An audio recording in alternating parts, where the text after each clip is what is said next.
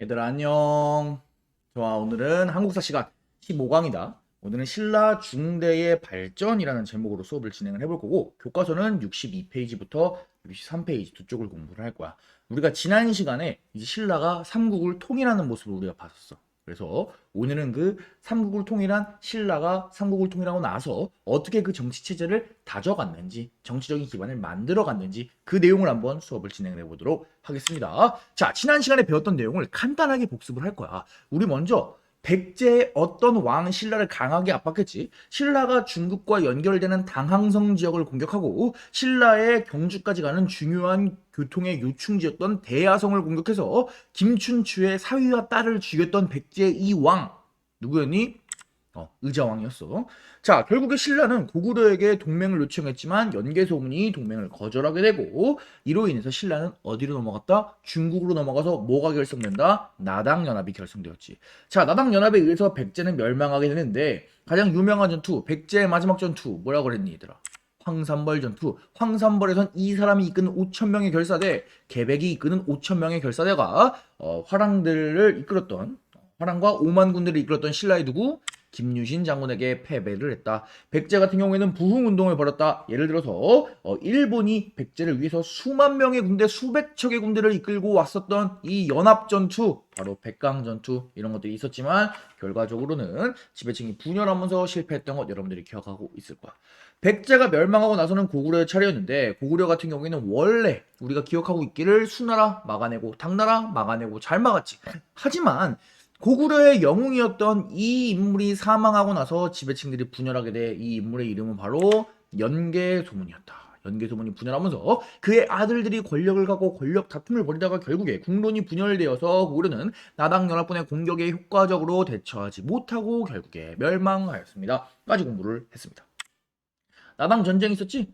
원래 같은 경우에 원래 약속이 뭐였냐? 신라랑 당나라가 백제랑 고구려를 멸망시키면은 대동강 이남의 땅은 신라가 차지할 수 있게 해준다가 당나라의 약속이었는데 당나라가 막상 백제와 고구려를 차지하고 나니까 생각이 바뀐 거야. 그래서 신라에는 계림도독부, 백제는 웅진도독부, 고구려에는 안동도호부라고 하는 행정기구를 설치해서 한반도를 직접 전체를 지배하려고 하는 그런 욕심을 보였던 거지. 결국에 신라랑 당나라가 한판 붙게 되니 우리는 여기서 주요 전투를 체크해야 된다. 주요 전투. 매소성 전투와 기불포 전투. 여기서 승리를 함으로써 신라가 당나라 군대를 몰아내고 삼국 통일을 완성할 수 있었던 겁니다. 하지만 신라의 삼국 통일에 좋은 점만 있는 것은 아니었다. 나쁜 점 한 개도 있었지. 무엇이었다? 바로 지금의 평양, 강으로 따지면 무슨 강? 대동강 남쪽만 했다. 우리의 영토가 상당히 줄어들었다. 이런 부분도 우리가 반드시 체크하고 넘어가주면 좋겠습니다. 자, 그래서 원래 이런 삼국시대가 이제 이렇게 아래쪽에는 평양 기준으로 뚝 잘려서 아래쪽에는 신라가 있고 위쪽에는 발해가 있는 남북국 시대, 남쪽과 북쪽에 나라가 있다. 남북국 시대로 전환되게 되는 거야. 발해 그리고 남북국 시대라고 하는 용어는 다다음 시간에 우리가 한번 더 자세히 배우도록 하겠습니다. 일단은 오늘은 신라, 통일신라에 대해서 배우도록 할 거야. 그래서 우리가 오늘 배울 사람은 총 왕 3명을 중심으로 공부를 하면 딱 돼. 별로 양이 많지 않다. 첫 번째 김춘추, 이 사람 왕이 돼. 그래서 태종무열왕이라는 이름을 불리게 돼. 삼국통일을 시작한 김춘추에 대해서 공부를 해보고 그 다음에는 김춘추의 아들이자 삼국통일을 완성했던 문무왕 공부를 하고 그 다음에는 문무왕의 뒤를 이어서 신라, 통일신라의 통치제도를 정비하고 그 기틀을 제대로 닦아놓은 왕 바로 신문왕에 대해서 공부를 해보도록 하겠습니다. 이 3명만 공부하면 좋은 거야. 자, 이런 3명이 활동했던 시기를 우리는 뭐라고 부를 거냐? 우리나라에서 가장 오래된 역사책인 삼국사기에 의하면은 신라의 역사가 워낙 길기 때문에 다 같은 신라가 아니라 그 신라 안에서도 시대를 구분을 하게 돼 있어. 뭐냐면은 신라가 박혁거세가 기원전 57년에 건국을 하고 나중에 고려한테 항복해서 935년에 망할 때까지 거의 1000년이잖아. 그러니까 이거를 한 번에 다루기가 어려우니까 이거를 분리를 해서 시대를 다루고 하는데 그 시대에 따라서 완전 옛날에는 상대, 가운데는 중대, 그 다음에는 하대 이렇게 부르게 된다. 이 상대랑 중대의 차이는 뭐냐? 쉽게 생각하자면 상대는 삼국시대에 해당되고 중대는 통일신라에 해당된다고 보면 돼. 왜냐하면 상대랑 중대를 나누는 기준이 김춘추가 기준이거든. 오케이. 자, 그리고 중대와 하대의 기준은 우리가 오늘 공부할 부분이 중대거든. 그리고 다음 시간에 공부할 부분이 하대야. 그럼 중대와 하대의 차이는 무엇이냐? 중대는 전성기를 의미하고 통일신라에, 하대는 통일신라의 혼란기를 의미해. 그래서 통일신라 하대쯤 가면은 굉장히 혼란스러워서 나라가 막 어지러워지고 그 결과 다시 통일신라가 세 개로 분열되는 후삼국 시대가 전개가 돼. 이거는 이제 우리가 다음 시간, 다다음 시간에 공부를 해볼 거고 우리는 오늘 이 부분을 공부를 해볼 거다. 결국에 우리가 신라 중대에 대해서 통일신라의 전성기에 대해서 공부를 하려면은 당연히 그 스타트를 중대의 시작인 김춘추에서밖에 할 수가 없다. 자, 그래서 김춘추에 대해서 자세히 알아보는 걸로 시작을 할게. 이 김춘추라고 말할 것 같으면 태종무열왕 바로 최초의 진골 출신 왕이야. 그래서 김춘추가 최초의 진골 출신 왕이기 때문에 우리가 김춘추를 기준으로 역사를 구분을 하는 거다. 선생님, 진골이 뭐예요? 맞아. 진골은 무엇이냐면 바로 진골, 성골 이런 거는 신라의 신분을 의미한다. 신라에는 골품제도, 뼈 골자, 등급 품자, 제도. 그래서 태어났을 때부터 뼈에 등급이 있다. 날 때부터 신분이 정해져 있다라고 하는 골품제도라고 하는 독특한 신분제도가 있었어. 그래서 이 신분제도 하에서 귀족들의 레벨을 다 나눠놨단 말이야. 근데 이 골품제도 하에서 제일 높은 게 성골이고 그 다음이 진골인데 원래 신라에서는 가장 최고 등급의 왕족인 성골만이 왕을 할 수 있었어. 그런데 시간이 흐르면서 성골이 다 없어진 거야. 그래서 누군가 최초로 진골 왕을 해야 되는데 그때 귀족들이 왕으로 추대한 게 태종모여랑 김춘추였어. 왜? 나당연합도 하고 삼국통일에 많은 영향을 끼쳤기 때문에. 오케이. 자, 그래서 우리는 본격적으로 김춘추를 공부하기 전에 뭘 먼저 알아야 된다? 성골과 진골, 즉 골품제에 대해서 알아야 된다. 골품제는 고구려나 백제에는 없는 신라의 독특한 신분제도이기 때문에 우리가 반드시 기억을 해주도록 합시다. 우리가 인도 문명 공부할 때 아리아인들이 들어오고 나서 인도 문명에 있었던 독특한 제도가 바로 인도의 카스트 제도였잖아, 그지? 마치 그것처럼 신라에는 무슨 제가 있다? 골품제가 있다. 이렇게 생각해 주면 될 것 같아. 골품제도는 뭐냐면은 신라의 귀족들을 나는 거야. 그러니까 골품 안에 들어가는 사람들은 전부 다 귀족이야. 그래서 이 사람들 다 귀족이야. 우리가 인도 보면은 귀족은 높은 사람들은 이만큼이잖아, 그지? 이 사람들이 평민이고 이 사람들은 그 평민 아래에 있는 사람들이고. 근데 골품제는 아니야. 골품제는 이 사람들 전부 다 귀족이야. 평민들은 골품제 안에 못 들어가 아예. 자, 그래서 보게 되면은 제일 위에 최고의 왕족인 성골, 그리고 왕족이자 고위급 귀족인 진골, 그리고 그 아래에는 높은 순서대로 6, 5, 4, 3, 2, 1 두품이 있다. 그래서 우리는 신라의 신분제도가 골과 품으로 이루어져 있다. 그래서 골품제도다. 이렇게 부른다고 생각하면 좋을 것 같아. 오케이? 자, 그래서 보게 되면 이 골품에 따라서 관직의 등급이나 옷 입는 옷의 색깔, 그 다음에 집의 규모, 집의 크기, 이런 것들이 다 결정이 돼 있었어. 그래서 예를 들어서 보면은 여기 사두품이라고 돼 있는 거 보이니? 이 사두품이라고 돼 있는 사람들은 아무리 능력이 뛰어나도 신분이 사두품이기 때문에 11, 2등급인 대사까지밖에 못 올라가는 거야. 5두품이라고 하는 사람은 아무리 이 사람이 뛰어난 인물이어도 10등급까지밖에 못 올라가는 거야. 아무리 레벨이 높게 올라가고 싶어도 옷도 청색깔 옷밖에 못 입어. 아니 황색깔 옷이나 이런 옷은 못 입는 거야. 6두품도 마찬가지로 6두품도 여기 있는 귀족들 중에는 6두품이 제일 높은 애다, 그지? 그런데 이러한 6두품조차도 6등급까지밖에 못 올라가는 거야.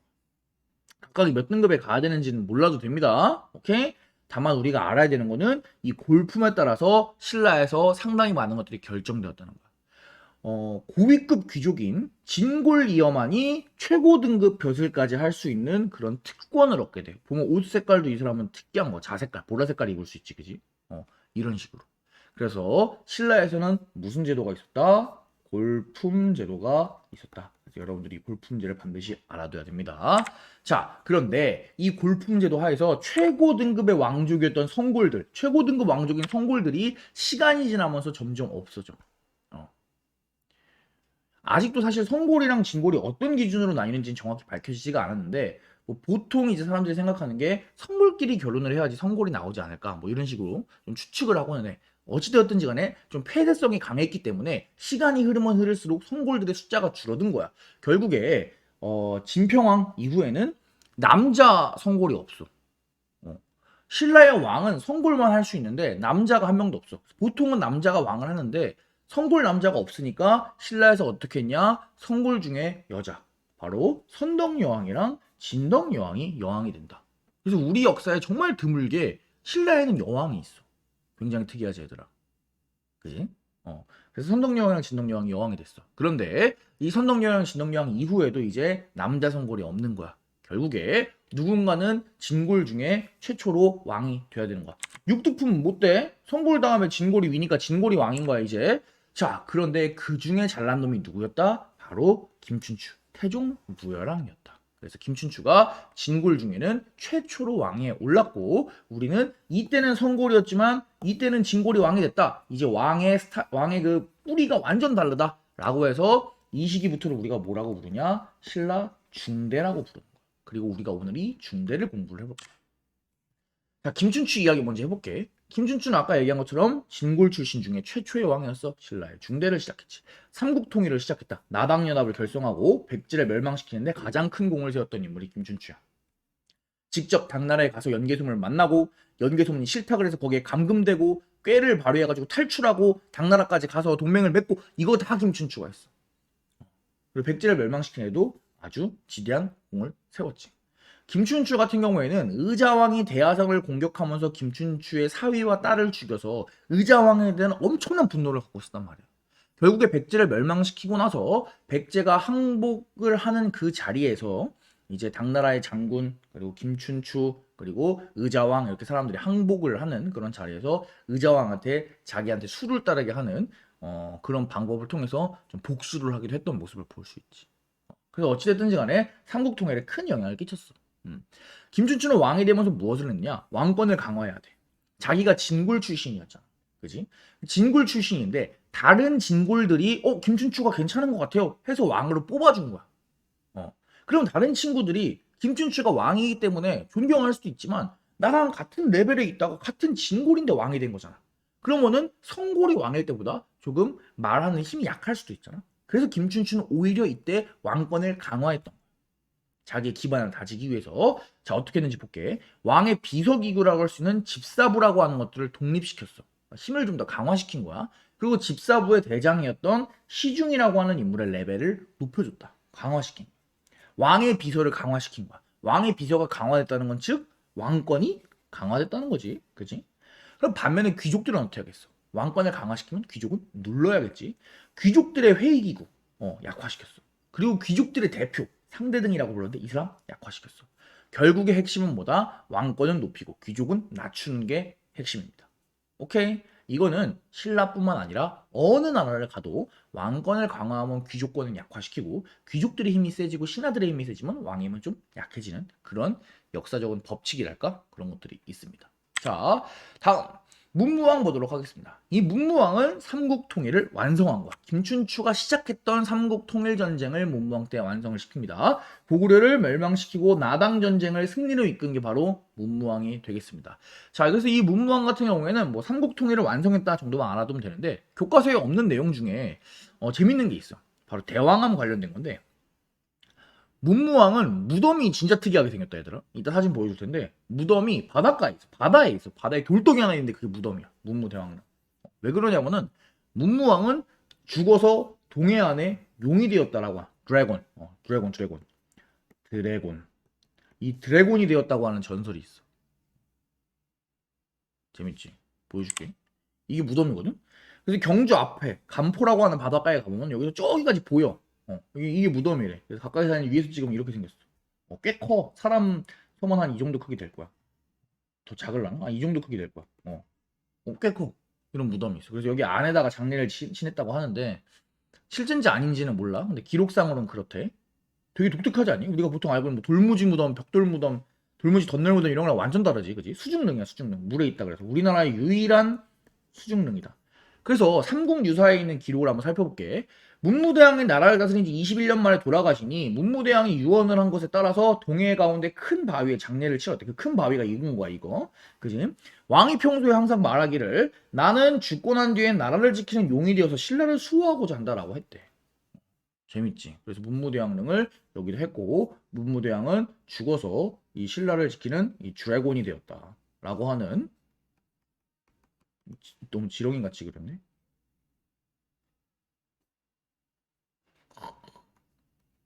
드래곤. 드래곤이 되었다라고 하는 그런 전설이 있습니다. 재밌지 않니? 여기 신라 간포, 경주 간포 혹은 문무대왕 릉 치면은 지도에 나오거든. 여러분 나중에 경주 여행 갈 거란 말이야. 코로나 끝나면은 부모님이랑 같이 한번 갔다 와. 여기 좋아. 풍경도 좋고 문무대왕릉 보면서 한번 신라인의 마음을 한번 느껴볼 수 있는 시간 가졌으면 좋겠습니다. 자, 다음 넘어가겠습니다. 신문왕 오늘 수업의 마지막 주제야. 신문왕은 이제 김춘추가 통일 시작했어. 문무왕이 통일 끝냈어. 그러면 신문왕은 어떻게 해야 돼? 통일이 끝났으니까 그 통일 끝난 나라의 기반을 딱딱하게 다져야겠지. 그래서 온갖 일들, 온갖 통치 제도를 다 정비하는 게 신문왕 되겠습니다. 자, 먼저 통일됐으니까 지방을 정비해야겠지. 지방에 9개의 주를 설치한다. 지금 우리나라도 8개의 도가 있잖아. 뭐 전라도, 경상도, 충청도, 경기도, 강원도 이런 것처럼 그것처럼 당시에 9개의 주로 나눈 거야. 그래서 보게 되면 뭐 한주, 삭주, 명주, 웅주, 상주 뭐 이런 것들이 있는데 뭐 각각의 이름은 몰라도 돼. 중요한 건 뭐냐? 원래 고구려 지역이었던 곳에 3개. 하나, 둘, 셋. 원래 백제 지역이었던 곳에 하나, 둘, 셋 개. 원래 신라 지역이었던 곳에 하나, 둘, 셋 개. 그래서 공평하게 333 했다. 이거는 신라가 백제나 고구려를 배척하는 것이 아니라 신라랑 동등하게 같은 민족으로서 같은 나라 안에 끌어안으려고 했던 민족 통합적인 모습을 보여주는 거다라고 여러분들이 체크를 해주면 좋겠습니다. 자, 그 다음엔 지방에다가 군과 현을 설치했어. 중국이랑 비슷하지, 군원지처럼. 그리고 지방관을 파견했다고 합니다. 물론 모든 지역의 지방관을 파견한 건 아니고 주로 큰 데다가 파견을 했고 지방관을 파견하지 못하는 것은 원래 그 동네에 살고 있던 뭐 촌주라고 하는 그 동네 잘 나가는 사람들을 좀 도움을 받아가지고 나라를 다스렸어. 어찌되었든지 간에 지방을 정비를 하고 지방관을 파견했다. 나라를 안정화시키고 체제를 정비하는 거지. 자, 지방 했으면 이제 중앙에 있는 군대도 한번 좀 보자. 군대를 어떻게 했냐? 중앙군에다가 신라인만 넣은 게 아니야. 신라인만 넣은 게 아니라 고구려 사람, 백제 사람, 그리고 고구려에 속해 있었던 유목민족인 말갈까지도 포함해서 중앙군을 만들었어. 만약에 신라가 백제나 고구려를 같은 나라 사람이라고 생각을 안 했다면은 절대 중앙군에 넣어주진 않았을 거야. 중앙은 신라의 중앙을 지키는 애들인데 얘네가 막 반란 일으키고 나서면 안 되잖아.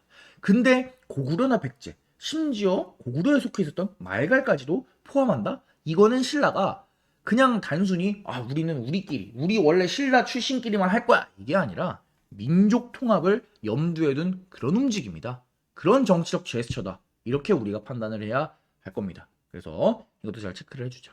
그리고 국토의 균형 발전을 위해서 오소경을 설치했다. 그래서 보면은 여기 신라의 서울인 금성이 있고 여기 뭐 북원경, 중원경, 서원경, 남원경 이런 식의 5개의 서울, 그러니까 지금으로 따지면 광역시 같은 거. 우리도 뭐 부산, 그다음에 뭐 대구, 그다음에 뭐 광주, 뭐 대전, 울산 이런 것들이 지방마다 큰 도시들이 있지. 그것처럼 신라도 5개의 소경을 설치해서 국토의 균형 발전을 꾀했다. 무슨 왕 때? 신문왕 때. 오케이? 자, 한 것 또 있어. 더 엄청 많아. 8번까지 있어. 자, 신문왕은 또 무엇을 했냐? 일단 왕권은 당연히 강화해야겠지. 그래서 자기의 장인인 김음돌이라고 하는 사람이 있었는데 이 사람 반란을 일으켰어. 반란 진압했어. 가볍게 컷. 진짜 중요한 건 이건데 관리들에게 관료전이라고 하는 걸 지급해. 관료전 어렵지? 아니야, 쉬워. 관료들한테 지급한 땅이라서 관료전이야. 쉽지? 관료들에게 관료전을 나눠줬는데 이 관료전은 좋은 게 뭐냐? 땅이 있으면은 그 땅에 백성들이 막 살 거 아니야, 그치? 그 백성들을 땅에 살고 있는 백성들한테서 세금을 내가 관리가 받을 수 있어. 원래 땅의 주인은 국가잖아? 그럼 백성들이 농사를 지어서 국가에 세금을 내야 되잖아? 근데 관료전을 어떤 관리한테 줘. 그러면은 백성들이 국가에다가 세금을 내는 게 아니라 그 세금을 관리한테 내는 거야. 이해되니? 그래서 그럼 관리들은 어떻게 써? 굉장히 좋겠지. 땅이 생기는데 그 땅에서 백성들이 농사지어서 자기한테 바치니까, 그지? 그래서 관리들은 굉장히 좋아하게 만드는 관료전을 나눠줬다. 근데 이 관료전이 재밌는 게 뭐냐면 관료전을 주기만 하면 왕이 손해잖아, 그지? 그래서 뭐 하나 뺏는 게 있어. 뭘 뺐냐? 바로 노급을 폐지합니다. 노급. 잘 들어. 노급도 땅이야. 그런데 땅인데 여기서는 세금을 거둘 수 있어. 여기까지는 관료전이랑 똑같지. 거기 살고 있는 백성의 세금 거둘 수 있어. 그런데 세금만 걷는 게 아니라 거기에 살고 있는 농민들의 노동력까지도 마음대로 부릴 수 있었어. 관료전은 땅이 있으면은 농민이 있으면 농민이 세금만 오직 내는 거야. 근데 노급은 땅이 있고 농민이 있으면 얘가 세금도 내고 그 다음에 여기 또 귀족이 야 너 내 노급에 살잖아. 너 나 할 일 있으니까 내 노동력 바쳐. 나한테 와서 일해. 그럼 노동력도 해줘야 되는 거야. 그러면은 이 백성은 세금도 내고 노동력도 내고 그럼 이 사람이 결국 이 백성이 속해 있는 사람은 누구야? 귀족한테 속해 있겠지, 그지? 귀족의 말을 들어야 되잖아. 이 사람 말대로 행동도 해야 되고 세금도 내야 되면. 그러다 보니까 이 백성들이 귀족한테 종속되는 그런 것들이 발생하는 거야. 이건 좋지 않지. 백성들은 다 왕이 다스려야 되는데 백성이 귀족한테 종속되는 건 안 좋지. 그래서 이 고리를 끊어버리기 위해서 노급이라는 것을 없애버리는 거야. 노급을 폐지하는 거야. 그래서 노급을 폐지하고 대신 뭘 준다? 관료전을 주고 또 뭘 준다? 녹봉. 녹봉은 그냥 곡식으로 주는 월급이라고 생각하면 돼. 그래서 월급을 따로 주는 거야. 원래는 노급이란 것들이 있어서 귀족들이 거기서 마음대로 세금도 걷고 백성들도 그냥 가져다가 쓰고 자기들 마음대로 그랬었는데 이제 통일신라에선 그런 거 없어. 나 신문왕 노급 폐지할 거야. 노급 폐지하면 어떡해요? 조용히 해. 대신 월급도 주고 난 내가 관료전이란 거 줄게. 관료전 땅인데 노동력만 못 갔지 세금은 거둘 수 있어. 알았지? 오케이? 인정해 안 해? 이렇게 된 거야. 오케이? 자, 결국에 이게 다 뭐야? 결국에 진골 귀족 세력들을 누르고 왕권을 강화한 거지, 그지? 통치체제를 정비한 거. 자, 8번에 만파식적 이야기가 있는데 만파식적 이야기는 뭐냐면은 강력한 왕권을 상징하는 이야기가 있어. 만파식적은 필이 이름이야. 한번 그 예걸 보고 수업 마치도록 할게. 자, 이런 전설이 있다. 삼국유사에. 682년 동해의 작은 산 하나가 물에 떠서 가문사를 향해서 다가오니 가문사는 절이야. 신문왕이 막 섬이 떠가지고 막 이동하니까 이상해서 배를 타고 산에 들어갔대. 그래서 갑자기 용 한 마리, 드래곤 한 마리가 나타난 거야. 그래서 검은 허리띠를 신문왕한테 바치면서 말한 거야. 대왕님의 아버지께서는 바닷속에 큰 용이 되셔서 절을 보냈습니다. 바닷속에 큰 용이 됐대. 진짜 문무왕의 용이 되긴 했나봐, 그지?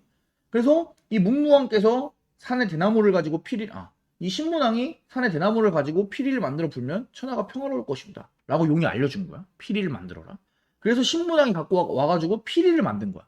그래서 그 피리를 불니까 어떻게 됐대? 그냥 피리가 아닌 거야. 저기 쳐들어왔는데 저기 그냥 물러가. 그리고 막 전염병 코로나가 났어. 근데 피리를 부니까 코로나가 없어져. 그리고 가뭄이 났는데 피리를 부니까 비가 와. 장마가 왔는데 피리를 불면은 비가 안 와. 그리고 바람도 안 불어. 파도 안 불어. 엄청나지? 이 피리 이름이 뭐다? 만파식적이래.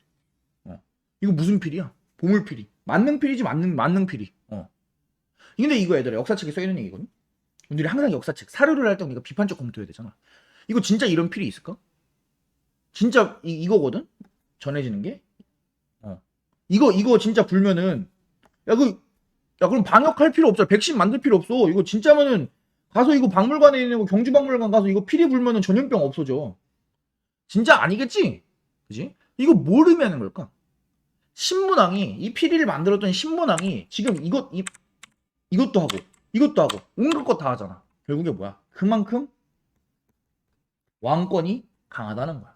그래서 만파식적이라고 하는 거는 신문왕의 강력한 왕권을 상징하는 그런 아이템이다. 이렇게 생각하시면 좋을 것 같아. 지금 경주박물관에 만파식적으로 추정되는 신라시대 피리가 있대. 이게 만파식적이지 아닌지는 모르겠지만 이거 진짜 물어보면 안 되나? 코로나 없어지는 거 아니야? 자, 오늘 배운 내용 정리를 할게. 오늘 15강 신라 중대 통치체제였어. 골품제 반드시 기억해. 교과서에는 안 써있는데 우리 그 공부하는 페이지에 반드시 써놔야 됩니다. 자, 오늘은 무열왕 김춘추, 진골7 초의 줄신왕, 그 다음에 왕건강왕 귀족약화, 그 다음에 문무왕, 삼국통일, 죽어서 용된 사람 드래곤, 그 다음에 신문왕, 중앙지방군대 통치제 엄청 많이 했다. 제일 중요한 건 뭐야? 노급 폐지하고 관료전을 지급했다. 왕건강왕 귀족약화, 그 다음에 만파식적 설화, 이런 거 피리 부는 거 이거 강력한 왕권을 상징했던 거 여러분들이 기억할 수 있을 겁니다. 자, 그러면 신라 중대 정치는 여기까지 공부하면 좋을 것 같아요. 우리 다음 시간에는 신라 하대에 대해서 한번 공부를 해보는 시간 가져보도록 하겠습니다. 그럼 수고 많았습니다. 여러분 안녕.